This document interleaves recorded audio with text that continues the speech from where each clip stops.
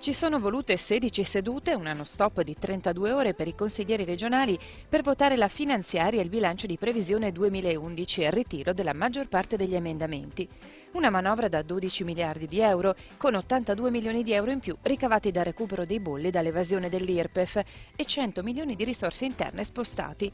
Rispetto allo scorso anno la forbice è stata di 900 milioni in meno di entrate, un vero e proprio cadavere eccellente come lo ha definito il presidente della regione Luca Zaia. A sorridere soprattutto l'assessore al sociale Remo Sernagiotto, che è riuscito a conquistare 70 milioni in più da destinare al fondo di non autosufficienza e a quello relativo alle politiche sociali delle ULSS.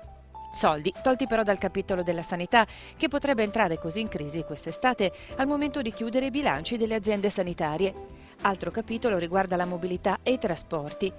Tolti dal Consiglio 10 milioni e 350 mila euro destinati al secondo stralcio della metropolitana di superficie e altri 10 milioni per la risistemazione delle strade, anche se preoccupano soprattutto i mancati finanziamenti per il trasporto pubblico locale. Secondo i sindacati, infatti, nonostante i 44 milioni stanziati, ne mancherebbero all'appello ancora 67, con il rischio reale di far saltare in media una corsa su 3.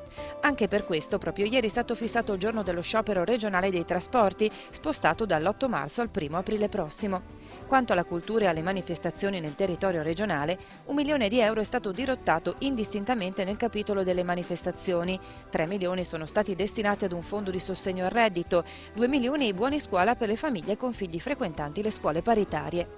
Non manca un'attenzione per lo Studium Marcianum del Patriarcato di Venezia, che ha incassato 250.000 euro. 400.000 euro se li divideranno l'Arena di Verona e la Fenice di Venezia, 100.000 euro l'Olimpico di Vicenza, 120.000 euro la Fondazione Dolomiti.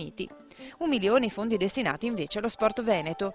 Tra le curiosità, uno stanziamento di 50.000 euro per la rivalorizzazione dei tartufi e 40.000 euro per lo sviluppo delle specie vegetali indigene venete.